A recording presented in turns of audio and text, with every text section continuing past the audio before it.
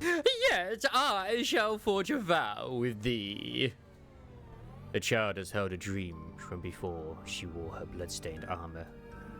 If there were such a thing as a judge in the city, this child wished to be the one to swing a hammer of judgment to evil, to deliver justice just like a judge's gavel, eschewing to nail those who have so defiled themselves with vile appendages.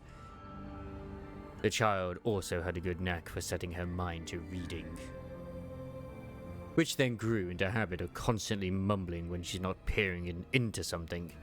Aha! So, the reason we pierce the evil with nails be to utilize them as tools, so the one who grips might enact justice. The child's eyes gleamed as she exclaimed this. Though the light was rather murky, there was still a spark to be seen. The break is over. All Mittelhammer and Kleinhammer form the ranks. It was another fruitful respite, to be able to ingest the sayings of the one who grips in repose. I could ask not for better treatment. The child stood up with a refreshed expression, leaning against a hammer larger than herself.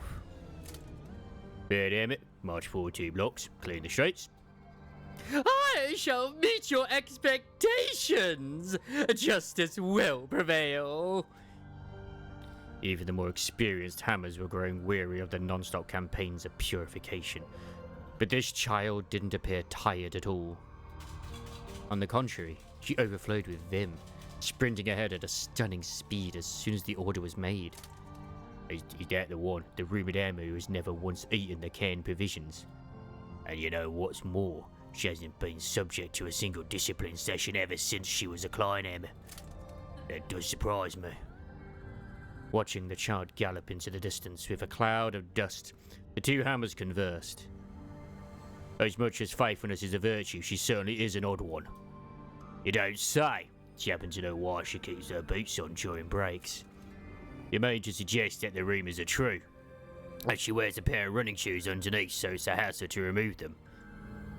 She states to her comrades to bring about justice together. Well, I'll let her be, as the one who grips did not order me to punish such behaviour. They didn't have much more to say after that. They had never seen another recruit that became so absorbed in the doctrine without receiving any discipline or canned experiences. It must have put them off. Perhaps it is fortunate that that's what it took for them to be averse.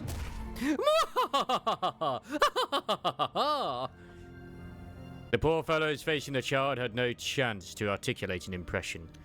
Help me! Hello, a heartless vessel of tin speaks!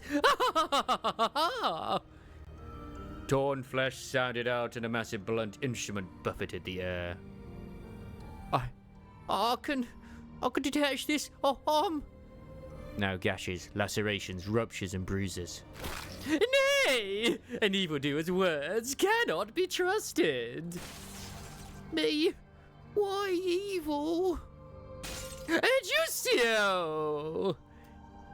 It was as if every kind of wound and noise could be found in that space. Pandemonium must be an apt description for this sight.